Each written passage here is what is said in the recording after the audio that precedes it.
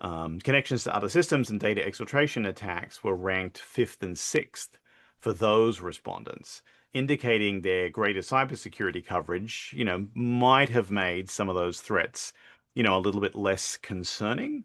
On the other hand, supply chain attacks where attackers, for example, target trusted third-party vendors, they were far more concerning to these respondents. And as you can see, supply chain attacks is a little above halfway down on the list for all respondents.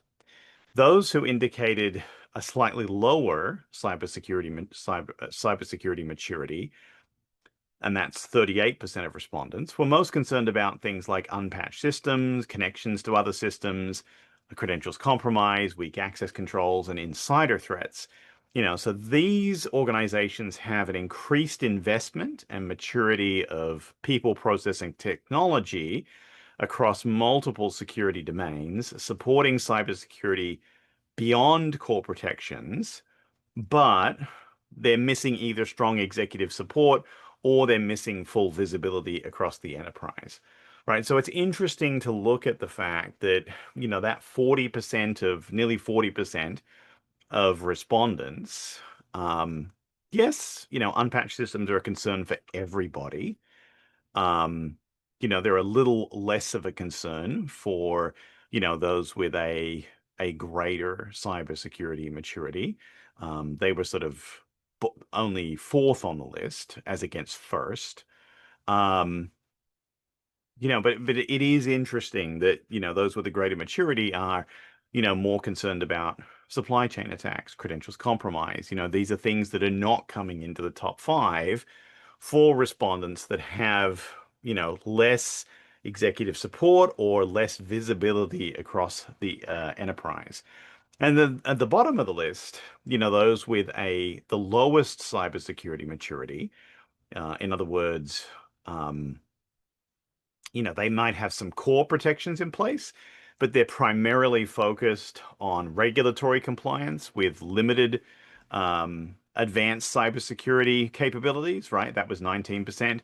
Or they're maybe just mostly reactive from their cybersecurity, um, from a cybersecurity standpoint. And, they have sort of a minimal investment in securing critical systems only.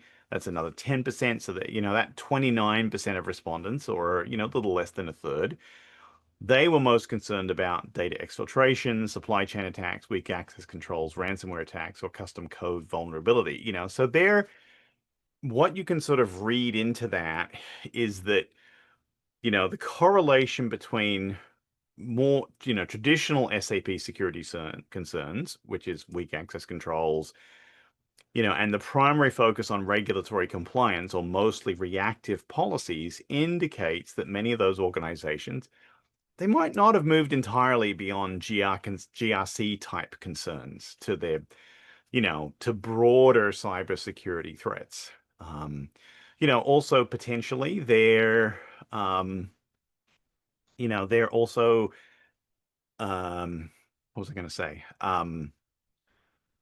Yes, they are concerned about data exfiltration, but, they're more concerned about custom code vulnerability. Whereas you notice that wasn't even in the top five for the other two groups. And in fact, it's only, it's towards the bottom of the list for respondents as a whole, indicating that, maybe those other groups, those that have a greater investment in cybersecurity, or particularly have, as something that might be having more of an impact, which is a stronger executive support, um, might have already been able to partially or fully address some of those, challenges.